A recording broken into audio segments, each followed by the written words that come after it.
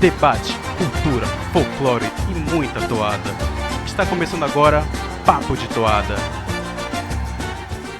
Quando a aldeia Iecuana é ameaçada, os nossos indígenas chamam Odoxó! Começando mais um Papo de Toada. Em 2023, esse último festival, o Garantido trouxe em sua segunda noite uma toada que marcou os ouvidos do amante da boa toada desde 2020, num ritual que impactou pro bem ou pro mal, depende de como você viu tudo o que aconteceu. Odoxás era a trilha e a toada que destrincharemos hoje, num Destrinchando Flashback, já que a temporada passada já acabou. E para essa tarefa poética, temos ele, o mago do Destrinchando Roncari. Boa noite. Boa noite, amigos. Boa noite, tio Hélio. Obrigado aí pelo epíteto. Agradeço muito. É sempre um prazer estar aqui fazendo esse quadro tão amado, tão pedido, né? Você mesmo recebeu aí uma intimação em Parintins, né? Por Odoxás, e a gente tá aí, né? Confessar que eu já estava com esse roteiro há um tempo aí na minha mesa. Procrastinei um pouco. Passou o festival, mas agora a gente vai conversar sobre essa grande história aí dos Iecuana. Bora falar de Boi Bumbá, bora falar de povos indígenas. Bora, uma toada que foi muito pedida. É uma história curiosa. O Renato tava aí, o Renato na fila do Garantido na primeira noite. Um ouvinte do podcast reconheceu a gente pelas vozes e perguntou por que a gente não tinha feito Odoxás. E aí, se esse ouvinte estiver ainda acompanhando, então tá aí pra você, Destrinchando Odoxás, pra quem mais quiser ouvir. Então, bora pro episódio. Ouvindo os gigantes das águas negras, a cafota fera ciclópica, errantes na espreita na caça. Então, pra gente começar, como se trata de um ritual indígena, eles falam pra gente um pouco da etnia que a gente vai abordar hoje, os Iecuana. Então, os Iecuana são um povo do tronco linguístico Caribe. Eles habitam a fronteira da Venezuela com o Brasil, é uma região ali bastante conhecida, né, por quem acompanha os povos indígenas, por quem acompanha o festival também. Inclusive, os Iecuana habitam a terra indígena Yanomami, né, esse território demarcado. Os Yanomami e os Iecuana coabitam ali essa terra, essa extensa terra, muito cobiçada, né, pelas forças do capital.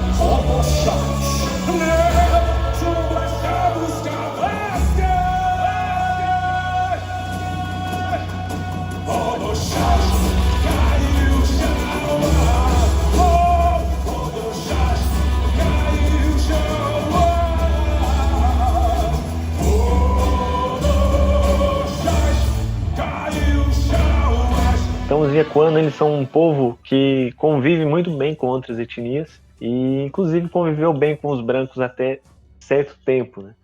Porque é um povo que tem uma tradição de comércio, né? Dessa relação entre povos. É um povo canoeiro, tem duas grandes habilidades, que é a navegação e a agricultura.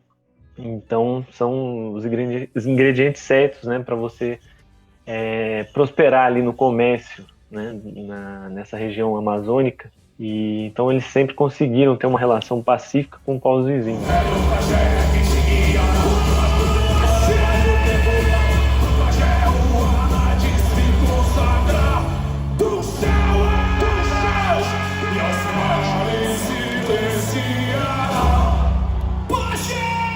Então não é um povo guerreiro, como a gente está acostumado a ver, principalmente aqui nos Destrinchando. Eles coabitam ali a terra indígena Yanomami, então a gente vai ter algumas coincidências, algumas coexistências até de pensamento, de filosofia, de cosmovisão. E a maior parte desse povo está na Venezuela, no lado venezuelano da Amazônia, e a menor parte está aqui no Brasil, na região do rio Auaris.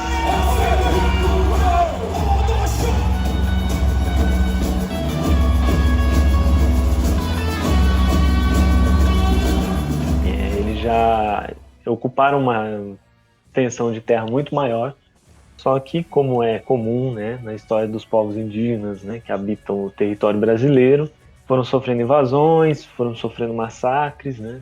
A partir do início do século XX, o crescimento dos seringais, né, na Amazônia. Os seringalistas acabaram expulsando eles de alguns territórios e eles foram obrigados a viver num espaço mais curto, né? E nas últimas décadas do século passado, outra ameaça que foi da evangelização, né? Os Iekuana, que sempre cultivaram, né? Preservaram seus traços culturais, seus rituais. A gente vai ver aqui, né? Quando a gente falar da toada em si, né? Da história que a toada conta, a gente vai ver como os Iekuana prezam, né? Pelas suas histórias, né? Que eles chamam de Watuna, a história verdadeira. E houve um assédio aí dos evangélicos, dos neopentecostais, para converter os Iekuana, para eles negarem as suas raízes, né, quem eles são. E eles resistiram, acabaram se aproveitando do que os evangélicos queriam alfabetizá-los em português, né. Os Iekuana, eles ainda falam muito o Iekuana, o idioma deles. Não é uma etnia 100% que 100% fala português. Mas eles aproveitaram esse assédio dos evangélicos para aprender a escrever, né? A linguagem escrita, mas não aceitaram a conversão. Eles hoje usam a linguagem escrita para escrever a sua própria história, a Watuna, e para escrever os cantos, né? Os cantos hoje são escritos, praticamente um caderninho ali que eles evocam os cantos, que a gente também vai falar que tem uma importância muito grande, xamânica e também no dia a dia dos Iekuana. E um traço curioso, que eu acho que é um bom gancho para a gente começar a falar dos Odoshás em si, é que todas essas ameaças que os Iekuana sofreram, tanto no início do século XX quanto no final, e que persiste até hoje, eles associaram a Odoshá. Né? Eles viram quando os seringalistas chegaram expulsando eles acreditaram que eram Odoshá, os brancos eram Odoshás, e da mesma forma os missionários, né? As missões evangélicas, eles também associaram a Odoshá. Então acho importante essa associação para a gente pegar esse gancho de quem são os Odoshás e como os Iekuana acreditam que o mundo foi formado. É isso aí, né? É bem interessante ver como, né, essas práticas anticoloniais aí, né? Usar as formas de domínio do branco para manter a sua própria cultura, né? Principalmente aí através da escrita. E aí você tocou no ponto dos Odoshás, que é o que a gente vai ver no próximo bloco. A gente vai fazer um destrinchando diferente agora. Então, você ouvinte, você será surpreendido no próximo bloco. A trilha está subindo, se prepare para o que vem. Dança xamã e Ecoanã na celebração dos Chauás. Dito isso, querido ouvinte, a partir de agora a gente vai tocar em pontos que a toada traz para a gente, né? Ali nos seus versos. A gente vai fazer um verso a verso, sem fazer o verso a verso. A gente vai falar da história como um todo, da cosmologia, do ritual, e pontuando com a toada. Então você vai ver uma mistura de coisas, fugindo um pouco do habitual, mas ainda assim mantendo a essência do que é o destrinchando. Dito isso, 3 palavras são muito marcantes nessa toada, nessa ópera rock que foi para a arena esse ano. Quem é o Anandi, os tais Odoshás e os Kaiu Chauás?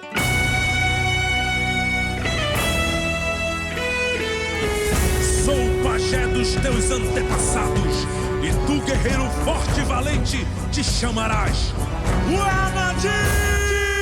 Vamos começar a falar da cosmovisão, que é muito bonita e é uma visão muito interessante sobre o universo. Então, o Anadi, ele é o Sol. O Sol, basicamente, é cultuado como um criador. Né? Não o criador do universo, mas o que a gente costuma chamar na antropologia de demiurgo. Né? Aquele ser que muda a realidade, consegue criar realidades, né? Novas realidades, e modificá-las. Então, o Anadi, o Sol, ele vivia aí no céu Kaiu, eles chamam de Kaiu, e ele teve esse desejo de criar um novo universo, um novo território na Terra. E ele nunca pisou na Terra, o Sol nunca desceu aqui, mas ele achou uma forma de criar esse novo universo se estendendo, né? Criando os duplos, né? que passou a ser um conceito que hoje todos os Yekoana consideram que eles têm duplos, mais de um. E ele mandou, então, extensões dele para a Terra com esse objetivo de recriar o céu. Né? Seria um céu espelhado, que recriaria a harmonia. Tudo fluía, os seres eram imortais, não existia morte, não existia nenhum tipo de conflito. E aí o Anadi pensou em expandir essa harmonia celeste para a Terra, que era inabitada até então. E aí ele mandou o primeiro duplo dele. E aí a gente tem duas versões da história. Uma das versões é que ele mandou ovos.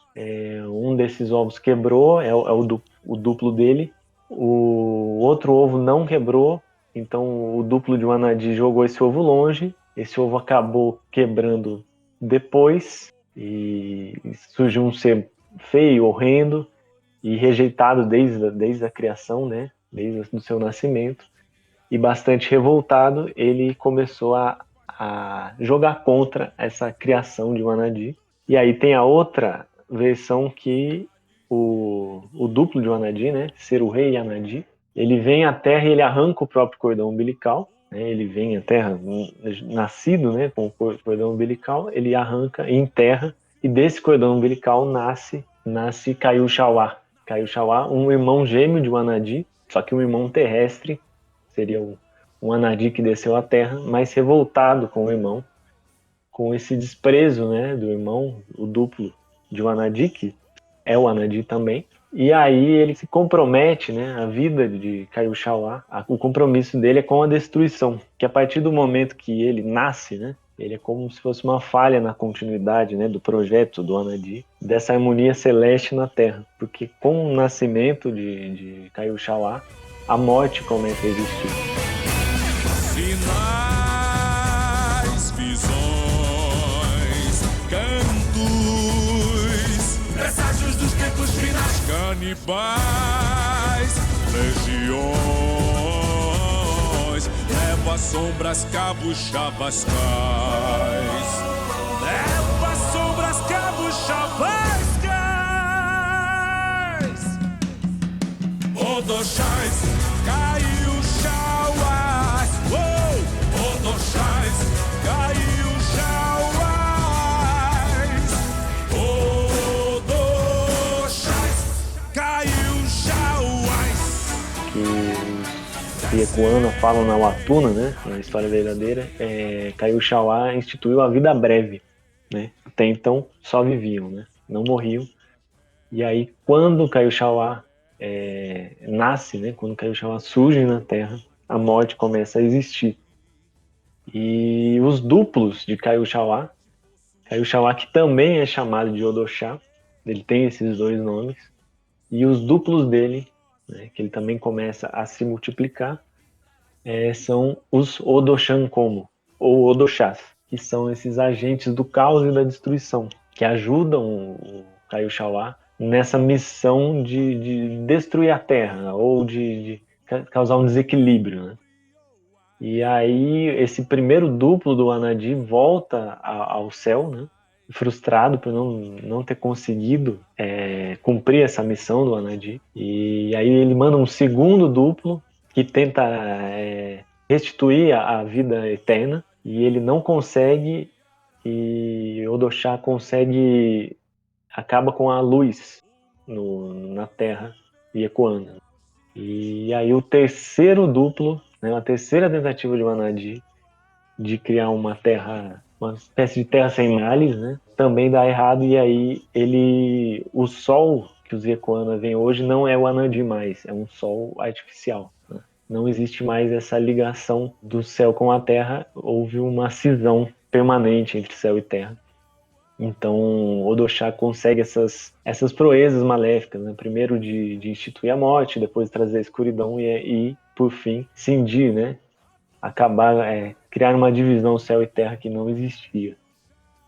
E a partir daí, então, apesar dessa divisão, Anadi continua olhando, né, pelos Yekoana e querendo que a vida dos Yekoana dê certo. Ele tem esse cuidado, né? E aí ele começa a dar ferramentas para que seres especiais, né, entre os Yekoana, consigam debelar esses Odoshás, né? esses Odoshan Komu, na abreviação Odoshais, né?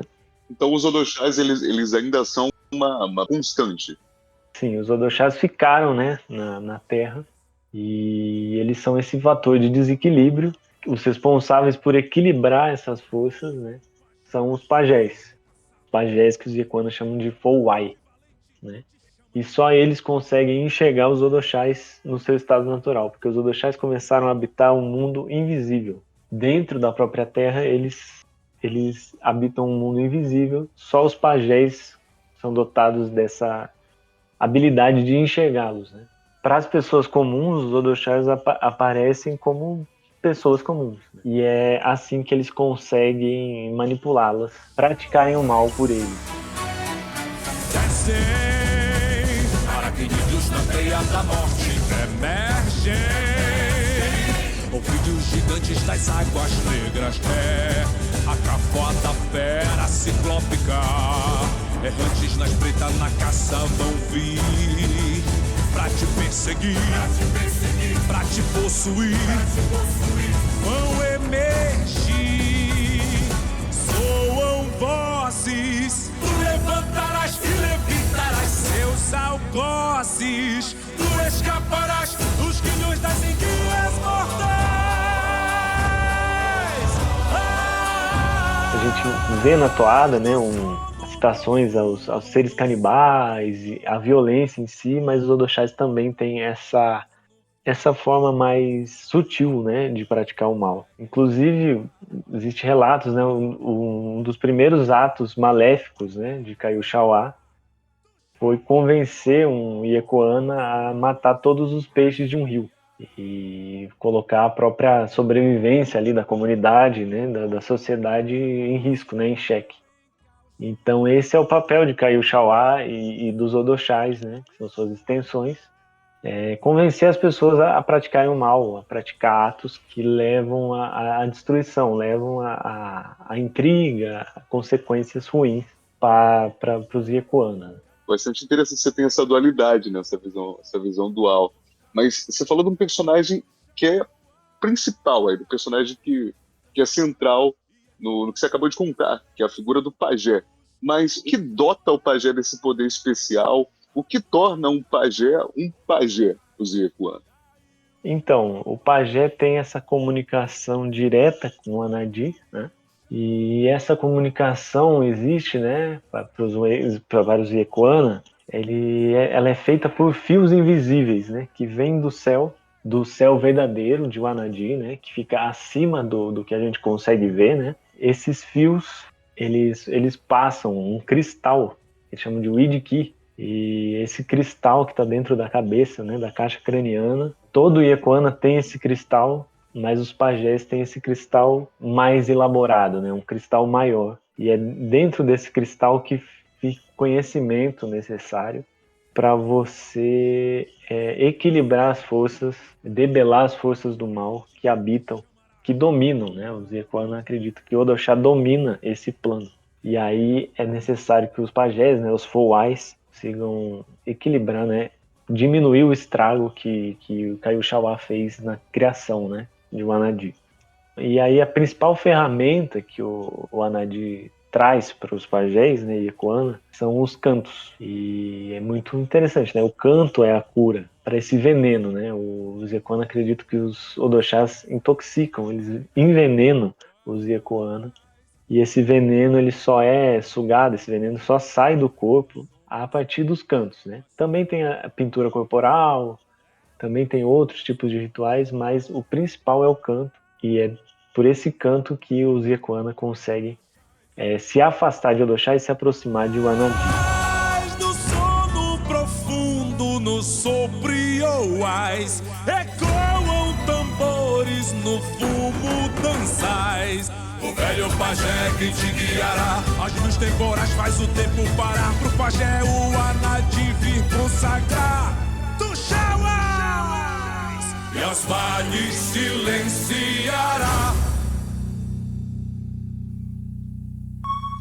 O mundo invisível em caos se desfaz. Pajé vence o mal, caiu Chauás. Na fuga fúria das chamas jazem no ar. Odoxá. Então tem um ritual ali que também envolve os sopros, né? Os sopros Ioás, e que o pajé seleciona as folhas para soprar essas folhas no ouvido e na boca do enfermo ou da pessoa que está sendo acossada ali pelos odoxás. E ele sopra a saliva também, a própria saliva do pajé, por um soprador que ele faz com osso de sapo. Assim que os Yekoana conseguem se afastar, né, dos odoxás, que são essas forças do caos, que habitam um mundo invisível que só os pajés podem ver. Dos tuxauás, dança e ritual.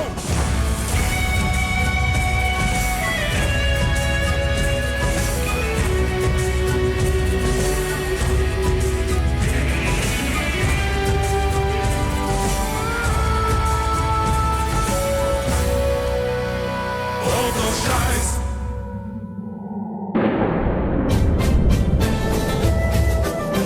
Cris, antes do festival desse ano, a gente fez, lá com o comando do Cassius, o react do festival de 2005, que está lá no canal Carnaval e Parintins. Está lá registrado para quem quiser ver. E um dos rituais apresentados pelo Garantido naquele ano foi Xamãs e Yekoana. E aparentemente tem uma relação muito forte entre o ritual daquele ano e o desse ano, da toalha que a gente está destrinchando agora, né? Então, certamente tem relações ali entre as toadas. Sendo assim, os Yekoana fazem uma cerimônia, um ritual, onde chamam o guerreiro e o herói ancestral, o Anadi, representativo do povo Yekoana. Fazem a cerimônia de pintura corporal, pintam o corpo para afugentar o mal, para enfrentar o mundo invisível, se preciso for. E partem para o grande duelo com os odoxás. Então, é a mesma história, né? Retirada da Watuna, retirada dessa sabedoria Yekoana, mas existe uma diferença central, que acho que os compositores estavam bem cientes disso, e inclusive é um fator triste, né? Um fator que frustra um pouco a gente, que a toalha de 2005, o nome já diz Xamãs e Yekoanas, ela é totalmente centrada aí nessa pagelança, né? Nesse xamanismo que a gente acabou de descrever, né? Para debelar, para afastar os odoxás das pessoas, dos seres, né, Yekoana. E em 2023 a toada fala muito de Tuxauas, né? Fala do xamã, né? O pajé Yekoana, né? Yekoanã, mas fala muito dos Tuxauas, da celebração dos Tuxauas. Parece curioso, né? Porque talvez Tuxauas, né, estão ganhando cada vez mais atenção no festival, né? Pode ser esse fator de dar esse protagonismo para os Tuxauas, que está crescendo a cada festival, mas também tem algo na história, no contexto histórico Yekoana que explica isso, é que hoje os Yekoana não registram a existência mais de pajés. Os Foais, eles deixaram de existir, eles consideram que ninguém tem essa sabedoria, esse Widki, né, esse cristal necessário para você conduzir a pagelança, né, conduzir esse ritual de cura. Então é um pouco triste, acontece muito, né? A gente acabou de fazer o Destrinchando de Ireruá e também os Parintintim, né? Os Cauaíva não registram mais a existência de pajés, mas existe um substituto, né, nas aldeias Yekoana, que é o Tuxaua, né? O Tuxaua, que ele também pode ser dono de canto. Esse é um conceito que quem conduz esses cantos, né? Que a gente falou que é a ferramenta dada para o Anadi para que se derrote os odoxás. Tanto o pajé como o Tuxaua, eles podiam, né, ser dono de canto e conduzir essas músicas, essas canções, mas hoje só existem os Tuxauas, né? Só os Tuxauas são donos de canto, só os Tuxauas conduzem esse ritual. Então, por isso mesmo, a gente vê essa diferença, é a mesma história, a gente tem o Anadi, a gente tem Kaiuxauá, tanto em 2005 quanto em 2023, mas existe essa diferença que, né, em 2023 não existe esse registro mais de xamãs e ecoanas. Pode ser que volte a existir, né? A gente sabe que os indígenas estão numa retomada de cultura, né? Das suas crenças, seus significados, mas os próprios ecoanas consideram que o contato com o branco foi afastando eles dessa cultura.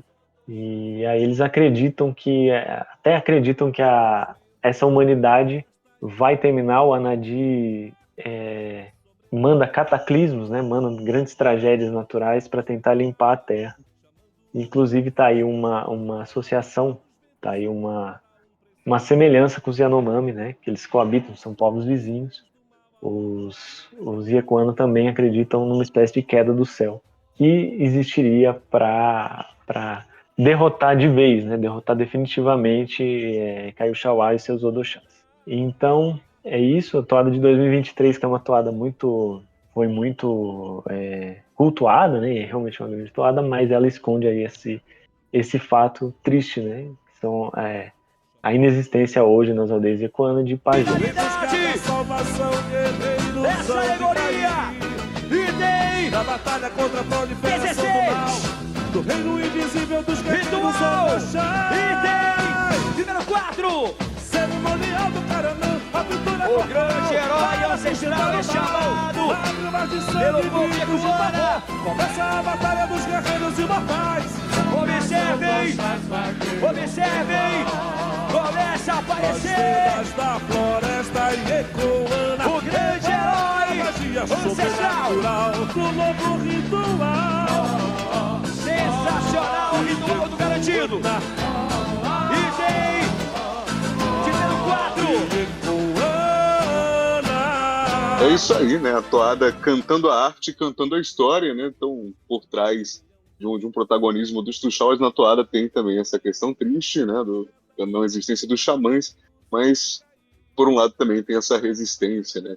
Pela figura dos Chauas. Então, uma baita de uma história, mais uma vez, um baita de um destrinchando, né? De um momento super importante aí para o Garantido, apesar dos pesares, e uma toada que vai ficar marcada aí para a posteridade como uma das grandes composições do novo jeito de fazer toada, recontando uma história com uma nova forma, atualizando esse ritmo que a gente gosta tanto.